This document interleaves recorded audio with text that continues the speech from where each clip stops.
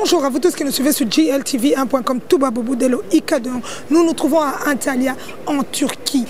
La fondation Samuel Eto'o qui a commémoré les 10 ans depuis son existence. Et nous avons trouvé un grand monsieur qui représente aussi la République démocratique du Congo, monsieur Constant Omari. Restez connectés et suivez parce qu'on va toucher tous les points et il va les développer. Suivez. Comme vous voyez, nous avons l'honneur d'avoir à nos côtés le président de la Fédération de la République démocratique du Congo, monsieur Constant Omari. Bonjour. Bonjour. Comment allez-vous?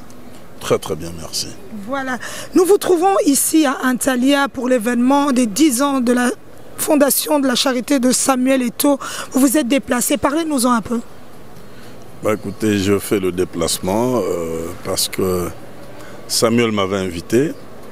Il m'a parlé de ce projet lors du congrès de la FIFA à Mexico.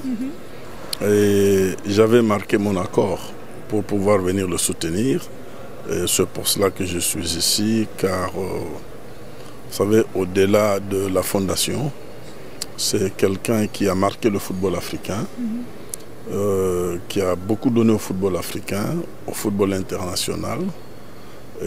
C'est un garçon assez sympathique, un jeune frère, avec qui j'entretiens d'excellentes relations. C'est pour cela que j'ai estimé que il était judicieux pour moi et amical et même fraternel d'effectuer ce déplacement. Voilà. On va parler un peu de vous, monsieur Constant Omari, pour que les gens puissent... On connaît monsieur Constant Omari, cette fonction, ce grand monsieur qui est derrière ce monde du football, derrière ce sport, et partout on vous voit, FIFA. Parlez-nous un peu de vous. Bah, écoutez, Constant Omari, effectivement, je suis né dans une famille de 10 personnes, dont notamment 4 garçons et 6 filles. Et je suis marié et père de 2 enfants. Ensuite, de formation, je suis ingénieur civil en construction ferroviaire. Je travaille à la Société commerciale des transports et ports, l'ancien ONATRA, où je suis directeur de département depuis 1996. Et parallèlement à cela, je suis président de la Fédération congolaise de football. Je suis membre du conseil de la FIFA, ce qu'on appelait hier le comité exécutif, avec les réformes que nous venions d'implanter. Ça s'appelle conseil. Je suis membre du comité exécutif aussi de la Confédération africaine de football, la CAF en sigle. Bon, et je préside plusieurs commissions tant au niveau de la CAF que de la FIFA. Voilà. Voilà, on vient de voir une nouvelle promotion qui s'est ajoutée, une autre corde à cet arc. Parlez-nous-en. Laquelle encore là? On a rajouté, on a appris qu'on a rajouté encore une fois une autre fonction à monsieur Constant Omari. Non, c'est-à-dire que hier, la FIFA hier, on appelait ça le comité exécutif, dont je suis membre, j'étais membre. Et suite à la réforme qui a intervenu au niveau de la FIFA, ce n'est plus le comité exécutif, ça s'appelle maintenant le conseil, dont je suis membre. Le mandat court jusqu'à l'année prochaine. Donc, à ce niveau-là, nous nous occupons de toutes les orientations stratégiques et, au niveau de la FIFA, toutes les grandes décisions qui concernent la stratégie, qui concernent la politique, qui concernent les orientations marketing relèvent du conseil. Et la fonction exécutive, elle relève maintenant du secrétariat général de la FIFA. Donc c'est une fonction assez importante. Donc pratiquement membre du gouvernement du football mondial. Voilà, membre du gouvernement mondial du football.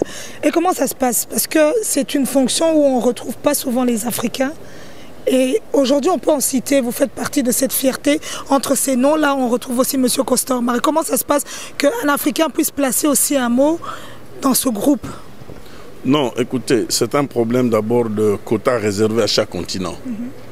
Hier, nous n'étions qu'à 4. Il y a le président Issa Hayatou d'abord, qui est le président de la Confédération africaine de football et qui est le vice-président senior de la FIFA. Il y a M. Ania Bourida de l'Égypte. Il y a Tarek Bouchamaoui de la Tunisie et moi. Nous étions à 4. Jusqu'à présent, nous sommes à 4 Africains. Alors, en fonction de nouvelles réformes, plus Mme Lydia Tsekera du Burundi, donc nous sommes à 5. Maintenant, avec les nouvelles réformes, nous passerons à 7. C'est pour cela qu'au mois de septembre, au niveau de la Confédération africaine de football, il est prévu des élections de 2 membres supplémentaires pour arriver à satisfaire notre quota de 7. En fait, on y accède par voie d'élection. C'est un mandat de 4 ans. Vous êtes élu au sein de votre confédération pour aller la représenter au niveau de la FIFA. Voilà. On va parler de cette fédération de la République démocratique du Congo, le président Constant Mari. On sait que ce n'est pas évident, mais on aimerait bien vous féliciter d'avoir amené cette équipe nationale à ce niveau-là, un niveau international, un niveau supérieur depuis 1974. Aujourd'hui, on compte cette équipe parmi les grandes équipes du monde. Parlez-en un peu. Bon, il faut dire que aujourd'hui, je considère que nous sommes à mi-chemin. À mi-chemin, pourquoi? Parce que nous nous sommes donné un deadline. C'est un projet que nous avons mis en place il y a pratiquement 12 ans. Il y a 12 ans que j'ai commencé à sillonner l'Europe pour récupérer un peu tous les binationaux. Il y a 12 ans que j'ai commencé à initier des réformes au sein de la fédération elle-même d'abord, dans sa structure. Il y a 12 ans, il y a 6 ans que nous avons opéré une grande réforme en supprimant pratiquement toutes les premières divisions qui existaient à travers tout le pays pour en faire une seule ligue nationale, donc la seule division nationale unique. Et ça n'a pas été facile. Il y a eu beaucoup de pesanteurs et nous avons lancé toutes ces réformes et pratiquement au moment où nous parlons, nous sommes à mi-chemin. Ces réformes commencent à porter leurs fruits. Il y a beaucoup de binationaux aujourd'hui qui veulent revenir jouer pour leur équipe nationale. Hier, nous les cherchions, mais aujourd'hui, ce sont eux qui viennent d'eux-mêmes. Et même l'entraîneur a l'embarras aujourd'hui, l'embarras de choix. C'est ce que nous voulions. Parce qu'à l'époque, quand on n'avait pas d'embarras de choix, on n'avait que ce qu'on avait sous la main. Mais maintenant, en ayant l'embarras au choix, nous avons les meilleurs. Et nous avons essayé de placer un peu plus haut aussi la barre, notamment les conditions. Hier, on pouvait prendre un joueur qui était en 3e, 4e division. Mais là, nous avons dit il faudrait au minimum être en minimum 2e division. Et être dans l'équipe et avoir un nombre de matchs donnés. Donc avoir un temps de jeu donné dans son club, être performant pour pouvoir insérer cette équipe nationale. Ensuite, il faut reconnaître que le lancement du CHAN, le championnat d'Afrique des Nations, réservé aux nationaux, nous a beaucoup aidé. Ça nous a permis de renforcer notre championnat. Les réformes que nous avions lancées au niveau de notre championnat ont produit des effets. C'est comme ça qu'en 2009, nous avons remporté la première édition en Côte d'Ivoire. Et là, nous venons de remporter la 4e édition au Rwanda. Ça signifie que nous avons au jour d'aujourd'hui une ossature locale performante et une ossature extérieure performante. Et c'est la symbiose qui justifie que nous ayons cet effort. En 3e lieu, nous avons décidé d'africaniser les cadres. Vous savez, nous avions travaillé pendant plus de 10 ans avec des entraîneurs étrangers, des Européens. Ça, c'est vrai. Et bien sûr qu'il y a eu de hauts et de bas, mais toute proportion gardée, depuis que nous avions décidé d'africaniser les cadres, notamment en prenant Florent Ibenge, qui lui il est congolais, il a la nationalité française mais d'origine congolaise, qui connaît notre culture, qui connaît notre psychologie. Les choses semblent aller de mieux en mieux, de mieux en mieux. Et il y a cette émulation, il y a cette émulation, il y a cette fierté, Tout cela faisant, ça nous permet aujourd'hui d'entrevoir l'avenir avec beaucoup plus d'optimisme. Oui. Quand on parle de cette évolution, on voit toute cette gloire qui tourne autour de cette équipe nationale, même Mazembe. Donc on parle de toutes ces équipes, on voit découper l'évolution. Mais cette infrastructure de tous ces stades, en tant que président de cette fédération, en République démocratique du Congo, on a l'impression qu'il y a un manque. Qu'est-ce que vous pouvez dire?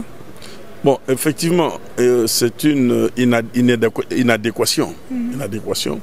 C'est pour cela que je ne cesse de déranger de temps en temps le gouvernement pour demander à ce que nous puissions avoir des infrastructures appropriées au niveau du standing international, ce qui permet à nos jeunes de pouvoir développer au mieux leurs aptitudes. C'est vrai que d'un côté, il y a un potentiel humain important, des jeunes talentueux, mais de l'autre côté, nous n'avons pas des infrastructures de haut niveau. Et avec le peu que nous avons, nous arrivons déjà à ce résultat. Cela signifie que le jour que nous aurons des infrastructures de haut niveau, je crois que nous allons crever le plafond. Oui. Comme vous le savez, la matière des infrastructures dans un pays, notamment des infrastructures politiques, plutôt sportives, cela relève de la politique d'un État. Ça relève de la politique d'un État. Et jusqu'à présent, notre gouvernement essaye un tant soit peu, parce que n'oubliez pas aussi que le pays a connu beaucoup de soubresauts, beaucoup de difficultés économiques, assorties des guerres, donc il y a plusieurs urgences, mais dans cette multitude d'urgences, on essaye un tant soit peu de pouvoir mettre sur pied, construire quelques infrastructures, mais nous n'avons pas encore des infrastructures inhérentes à la volonté que nous voulons. Au jour d'aujourd'hui, quand vous voyez le stade de Tout-Puissant Mazembe, qu'il faut encourager d'ailleurs, c'est un petit stade de 22 000 personnes, mais au standard international. C'est des initiatives. Il y a donc M. Moïse Katumbi qui a construit un stade au standard international, mais limité au niveau de la capacité, mais qui agit déjà. On voit au Kassai Yango et Kassanji qui est en train de finir actuellement son stade aussi, qui aura un standard aussi. Le grand stade de Martyr à Kinshasa, c'est un grand stade mais qui n'a pas encore tous les standards voulus. On est à peu près autour de 50 à 55%. C'est insuffisant. Pour 2 345 000 km², c'est insuffisant, c'est largement insuffisant. Et la difficulté, c'est que n'ayant pas beaucoup de stades, nous sommes obligés de nous rabattre sur des terrains à gazon synthétique pour essayer de faire jouer nos compétitions. Alors que l'idéal serait d'avoir des terrains à gazon naturel. Mais comme nous n'avons pas beaucoup de terrains, nous n'utilisons que le peu que nous avons. Donc nous n'avons qu'au jour d'aujourd'hui, il n'y a que 2 pôles, Kinshasa et Lubumbashi. Bientôt, ça sera Mbujimaï quand vous terminez. Or, nous avons déjà plus d'une vingtaine de provinces. Or, l'idéal, c'est d'avoir dans chaque chef-lieu de province des stades appropriés. Il y a Kindu qui vient d'inaugurer aussi. C'est un petit stade dimensionné à la démographie de cette ville. C'est déjà un avancement. L'idéal pour nous, c'est d'avoir ce genre de stade dans tous les chefs-lieux de province. Ces terrains à gazon synthétique, le football, la tenue du ballon, le football s'est amélioré. Au jour d'aujourd'hui, quand vous voyez, vous assistez même au match de l'Epefkin, l'entente de football de Kinshasa, vous constaterez qu'il y a une évolution dans les jeux des joueurs. Tout simplement parce que cette aire de jeu leur permet de développer leur talent. Ça leur permet de développer les jeux. Donc, je ne peux pas dire aujourd'hui que nous avons atteint l'idéal. Non, nous ne sommes qu'à mi-chemin. Le besoin des infrastructures continue à se faire sentir. 85 millions d'habitants, 2 345 000 km². Je pense que nous avons encore besoin de plus d'infrastructures. Voilà. On va parler de cette jeunesse aussi, Président Costa Omari. Il y a les 16 ans, 17 ans, 18 ans, on monte jusqu'à 20.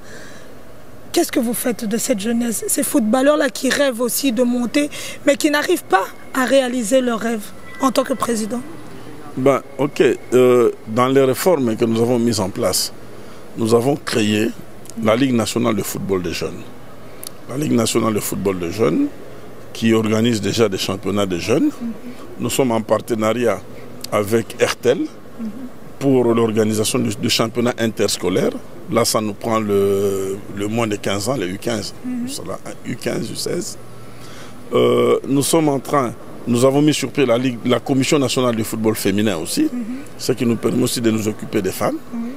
Et nous leur avions assigné comme tâche primordiale d'organiser un championnat de jeunes à travers tout le pays. C'est à travers cela d'ailleurs que nous arrivons à avoir des jeunes. Quand je prends à titre exemplatif, dans l'équipe qui est allée remporter le CHAN, il y a au moins 4 jeunes qui sont venus de ce tournoi que nous organisons régulièrement avec RTL Jeunes Talents. Donc ça signifie que nous avons commencé dans cette matière-là et on ne peut pas avoir des seniors sans avoir des bons jeunes. C'est pour cela que nous faisons le maximum pour mettre sur pied des championnats bien structurés au niveau du football des jeunes. Une fois. Et là, nous nous apprêtons d'ailleurs à imposer, à partir de l'année prochaine, que tous les clubs qui jouent à la Linafoot, conformément au règlement de la licence des clubs, de la Confédération africaine des clubs, que je préside par ailleurs, dont je préside la commission sur le plan africain, de pouvoir se doter des équipes d'âge. Oui. À ce moment-là, ça sera impératif. Vous ne participez pas à la Ligue Foot si vous n'avez pas cette licence. Et pour avoir cette licence, il faudra avoir les équipes d'âge. Et pour avoir ces équipes d'âge doivent participer impérativement à ce championnat. À ce moment-là, ça nous permettra d'avoir des structures de championnat bien structurées pour nous permettre d'établir une traçabilité footballistique assez transparente.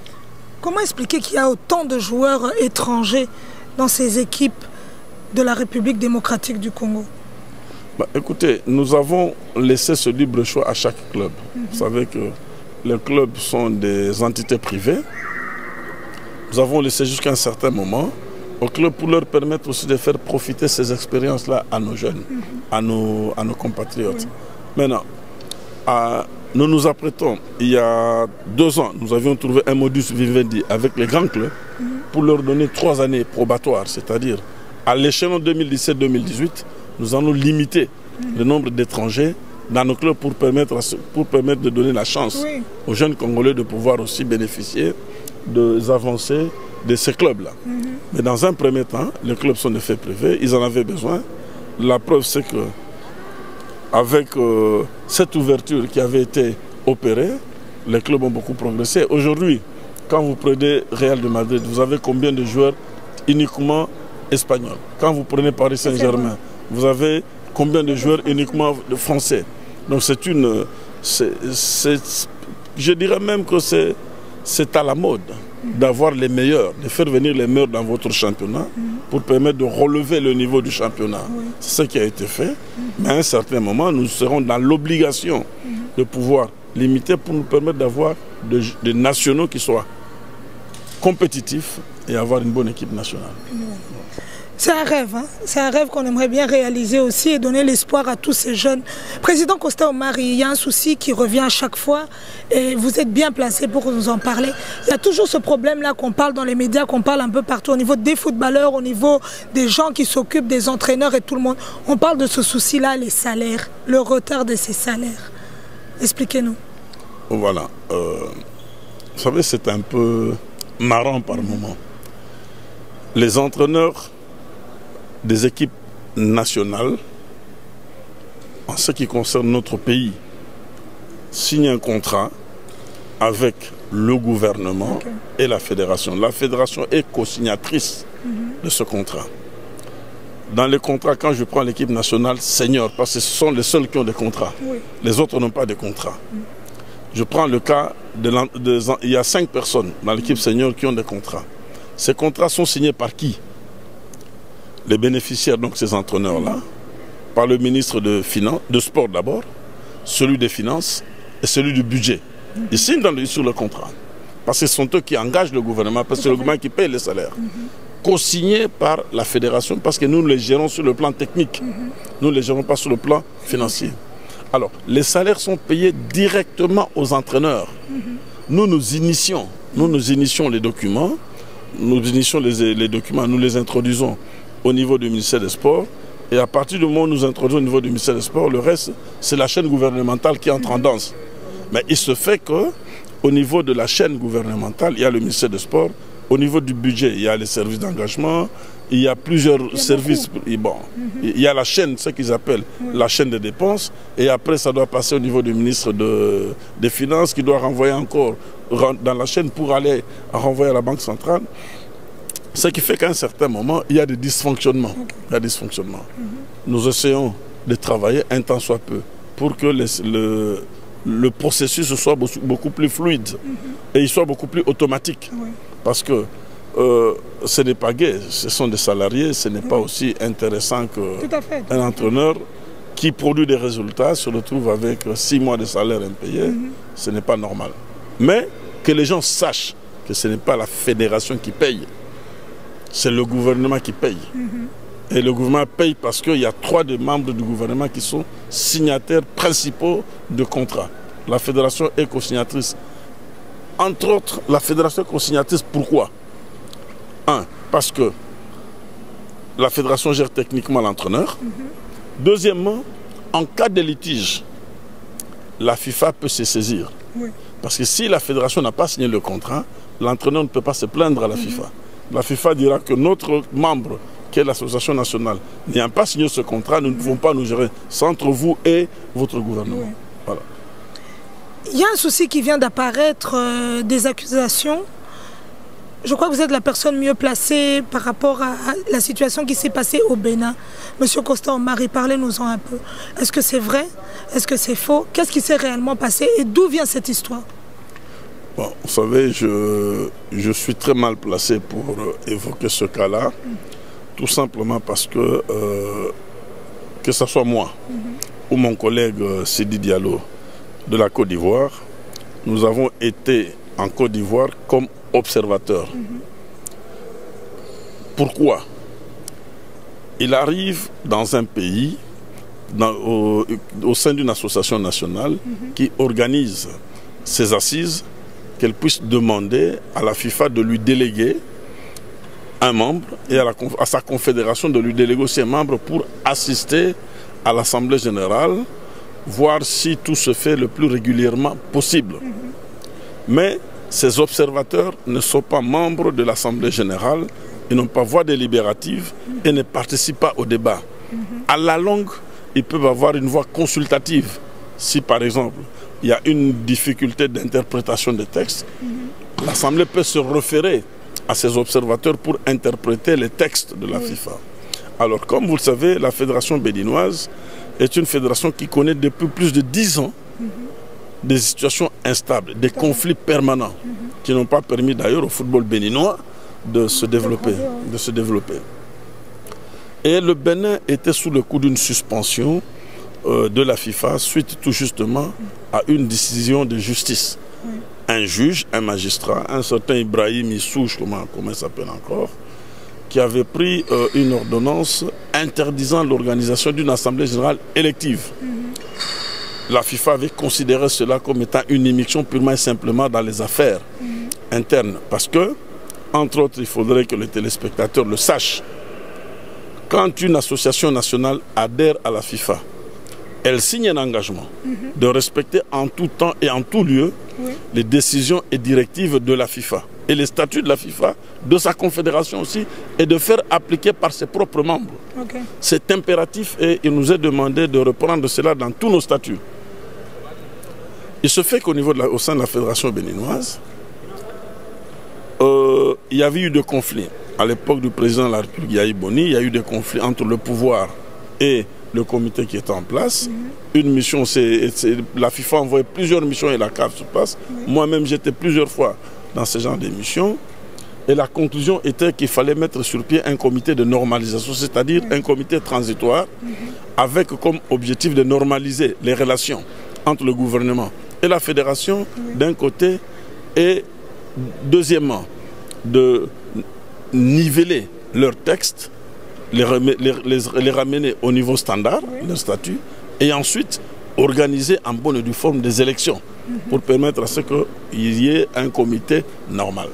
Alors, quand on avait mis sur pied ce comité de normalisation, le comité sortant qui avait été écarté se retrouvait en train de monter plusieurs coups contre le comité de normalisation. Et parmi les gens qui avaient été mis à l'écart, dont le président, il y a un qui est ami très lié à ce magistrat-là. Selon les informations, ils seront membres ensemble d'une société secrète. Comme vous le savez, au Bénin, ça pilule ce genre de choses. Ils seront membres ensemble d'une société secrète. Et dans leur société secrète, ils se jurent de soutien, de se soutenir en tout temps comme ça. On ne connaît même pas ce quoi exactement. Alors, c'est ce magistrat-là qui avait pris la première ordonnance pour interdire cette assemblée générale qui avait amené la FIFA à suspendre la fédération. Et dans la décision de suspension de cette fédération, la condition était primo. Il fallait organiser les élections en bonne et due forme. Et ensuite, la FIFA allait lever la sanction. Et la FIFA avait décidé un audit de la gestion du comité qui avait été déposé avant la normalisation. Et tout ça vient toujours de la FIFA. Voilà. Donc, c'est une décision. Les règlements, les statuts de la FIFA le prévoient. Quand il y a des troubles au sein d'une fédération, la FIFA se saisit du dossier et peut mettre sur pied un comité de normalisation. C'est normal. C'est prévu dans les statuts. Ce qui avait été fait jusque-là, il n'y a pas de problème. Mais les gens qui avaient été déposés, comme eux ils avaient géré en 2015, et qu'ils n'arrivaient pas à justifier. Les fonds qui avaient été mis à leur disposition se sont mis à développer plusieurs stratégies pour bloquer les fonctionnements et saboter pratiquement la fédération pour qu'il n'y ait pas de calme. Parce qu'une fois le calme revenu, la FIFA devait diligenter cet audit. Alors, c'est pour cela que, au terme de cette normalisation, la fédération béninoise a organisé les élections. Et même, c'est la CAF qui a dû payer même les fonds. C'est la CAF qui a sorti des fonds pour organiser ces assises. Nous sommes allés, Sidi Diallo et moi, de la Côte d'Ivoire, pour assister comme observateurs. L'Assemblée générale a eu lieu. Et comme c'était une élection par liste, il n'y avait qu'une seule liste. Il n'y avait qu'une seule liste. Cette assemblée n'a pas pris du temps. En moins d'une heure, ils ont liquidé leur assemblée générale. Nous nous étions dans la salle, nous observions. Ils ont liquidé leur assemblée générale. L'assemblée générale terminée, les élections terminées. Le président du comité de normalisation a reçu, ce faisant, un document disant que le même magistrat qui avait interdit la première assemblée générale, qui avait amené à la suspension, venait de pondre un autre document pour interdire de nouveau cette assemblée générale. Mais cette fois-là, malheureusement, l'assemblée générale avait déjà pris fin. Et vous aviez déjà signé? Non, nous ne signons pas. Non, eux, ils avaient déjà signé. Oui. Okay. Il y avait un huissier à eux, le plan de normalisation. Ça ne nous concerne pas, nous ne signons pas dans ce genre de choses. Et nous sommes partis, moi et mon collègue de la Côte d'Ivoire, nous sommes partis. Et à l'issue de cette assemblée générale, la FIFA, puisqu'il venait d'élire un nouveau comité, la FIFA a levé la suspension. C'est ça qui justifie d'ailleurs. Toutes les équipes africaines ont joué leur match vers le 5 juin.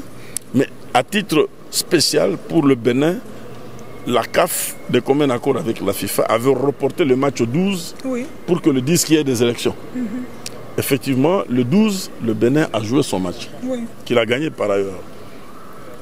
Nous sommes repartis, chacun est parti dans son pays. Mais comme il se fait que malheureusement, l'ami de membre là dont je vous ai parlé, qui était son ami, ce magistrat qui avait créé le premier problème, s'estimant,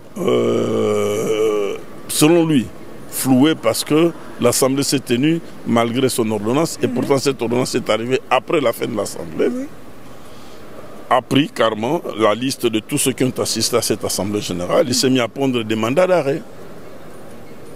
J'ai vu, on m'a envoyé à peu près 26 mandats d'arrêt de tous ceux qui étaient à l'Assemblée générale, dont moi et Sidi Diallo. Bon, nous n'étions pas là in tuite personne. Nous étions là mandatés par la FIFA et la CAF.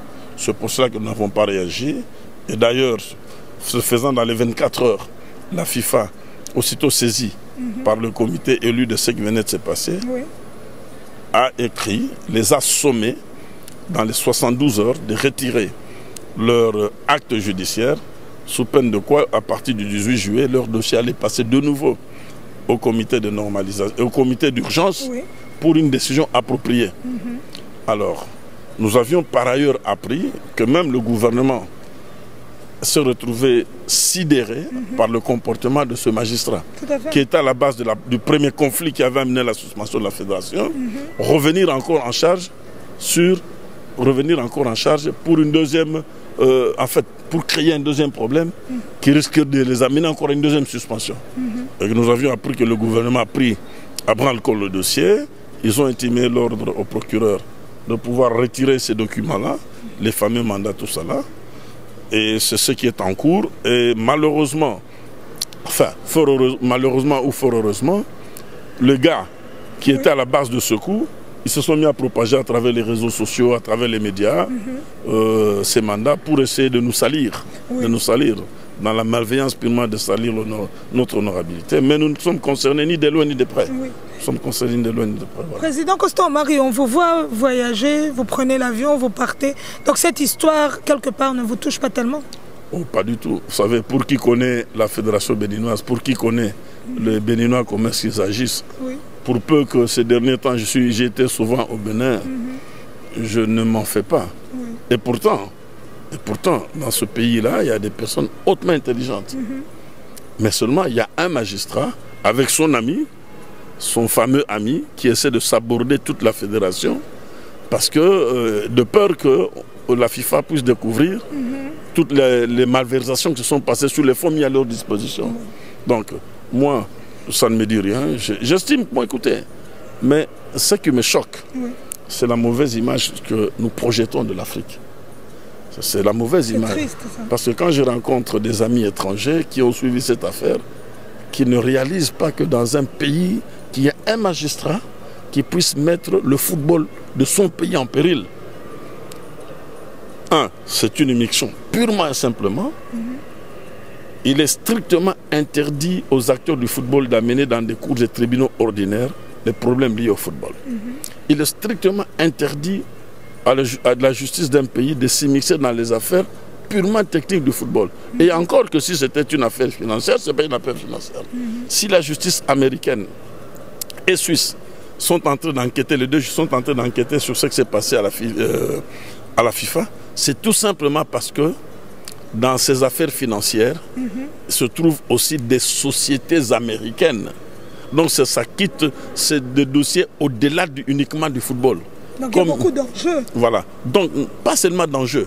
À partir du moment où ça quitte le milieu du football et que cela concerne des entreprises, des sociétés américaines qui sont sponsors du football, à partir de ce moment-là, la justice s'en saisit. Mais si c'était des dossiers uniquement internes à la FIFA, liés au football, la justice n'allait pas s'en saisir, puisque la FIFA, à son sein, a des mécanismes appropriés pour pouvoir gérer ce genre de problèmes.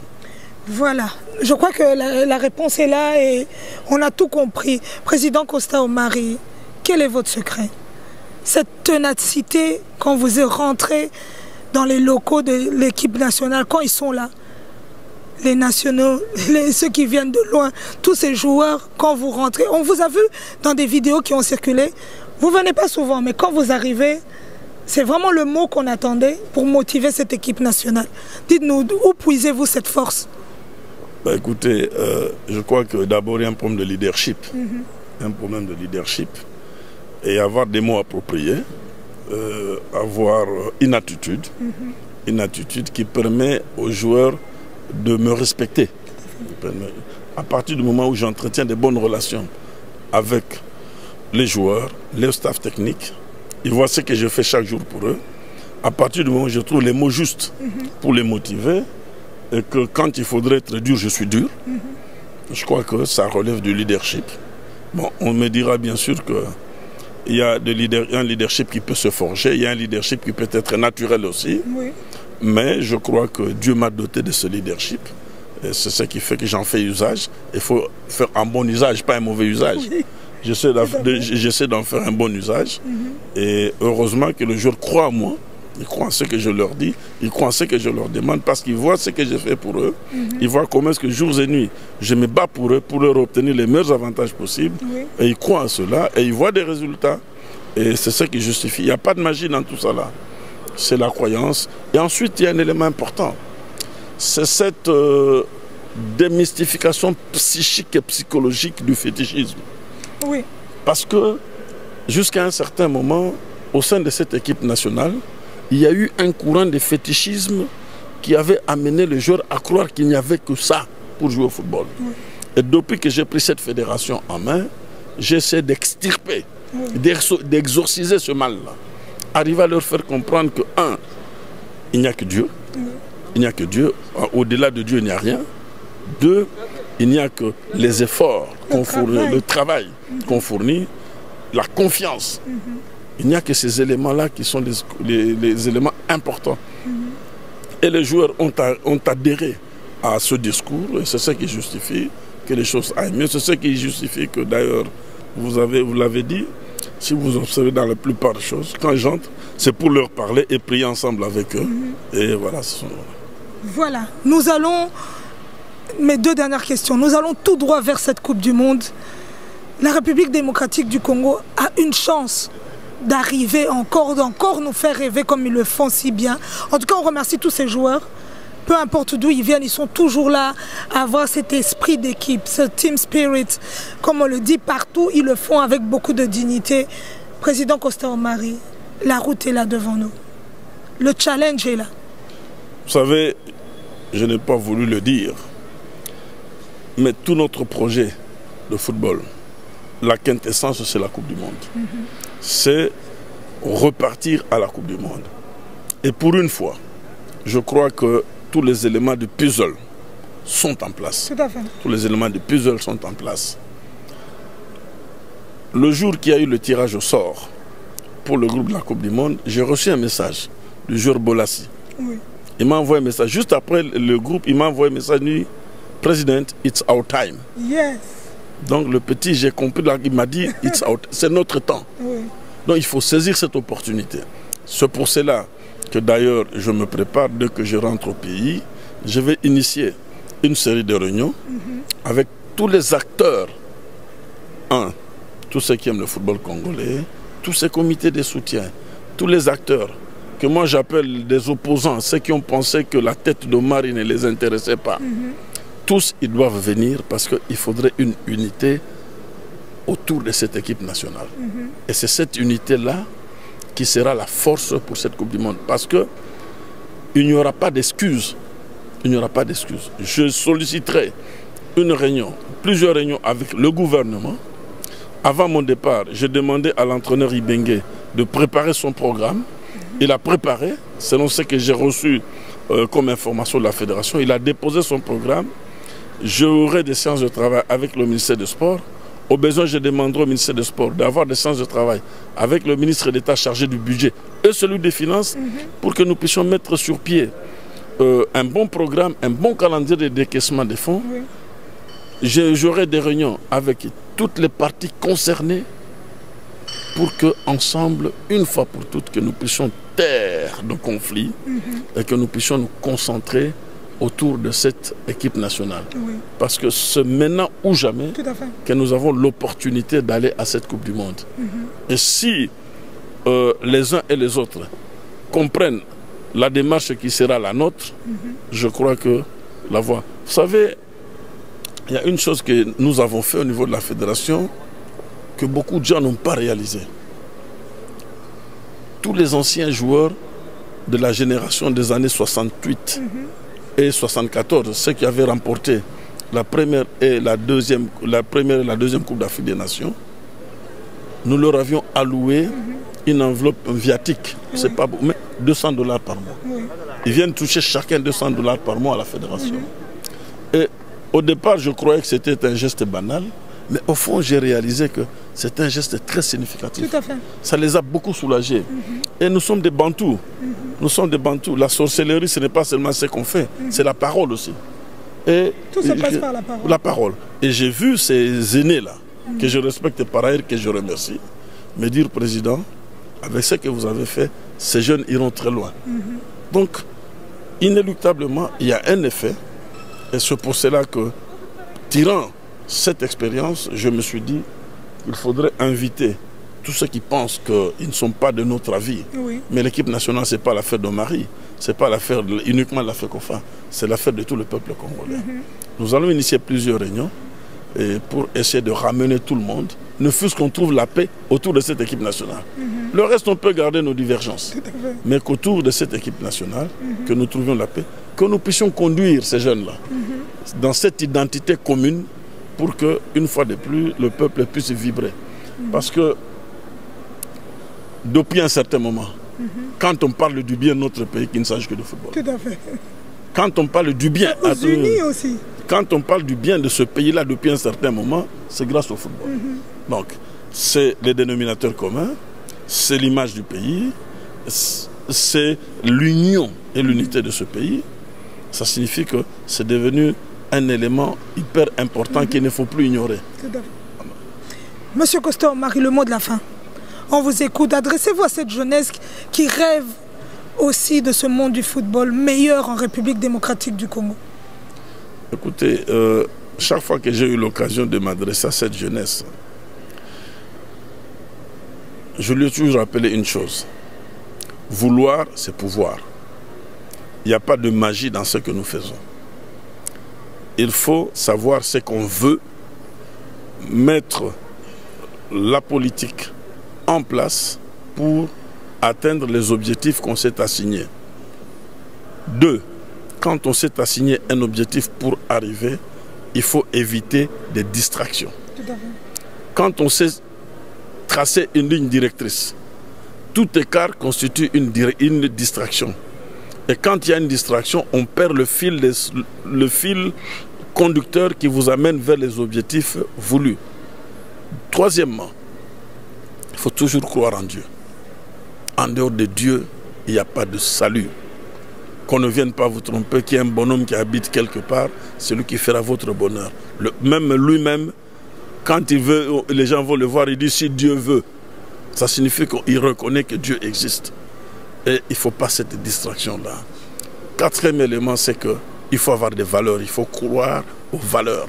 L'éducation, le civisme, l'humilité. L'humilité. Quand on est humble, Dieu vous élève. Quand on est humble, Dieu vous élève. Et cinquièmement, c'est qu'il faut croire, il faut être fier de ce drapeau. Nous pouvons avoir nos problèmes. Laissons aux politiciens s'occuper de nos problèmes politiques. Nous pouvons avoir ce problème. J'ai toujours dit, votre maman peut être bossue, mais vous ne devez jamais avoir honte de la présenter à vos amis. Vous ne devez pas avoir honte de la défendre devant des amis. Notre pays est ce qu'il est. C'est un pays appelé à un bel avenir, quelles que soient les difficultés qu'il connaît aujourd'hui. L'avenir de ce pays-là, il est radieux et il le sera. Oui. Et il le sera. Mais il ne le sera qu'avec la volonté d'un tout un chacun de nous. Il ne le sera qu'avec la détermination de tout un chacun de nous. Il ne le sera qu'avec la résolution de tout un chacun de nous. Maintenant, Dieu nous a dotés d'un beau pays. On a tout le potentiel. Il ne nous appartient qu'à le faire fructifier. Et pour le faire fructifier, il faut y croire. Croyez, croyez, croyez, croyez. Merci. Voilà. Un grand merci au président Costa Omari, ici à Antalya, Touba Bobo Dello à l'image. Encore une fois, on a fonctionné sans pile. Nous remercions aussi le président Théo Binamungu, là où il est en Algérie. On espère que ça va briller aussi. Bon, écoutez, je lui souhaite, pas lui seul, à toute la délégation, oui. Et en premier lieu l'équipe, oui. Parce que c'est l'équipe qui fait la fierté du Congo. Tout à fait. Mazembe fait depuis plus d'une décennie, cette équipe fait la fierté de ce pays et il faut lui souhaiter les meilleures chances possibles. Voilà. Un grand merci. Restez connectés sur GLTV. Une bonne journée, merci.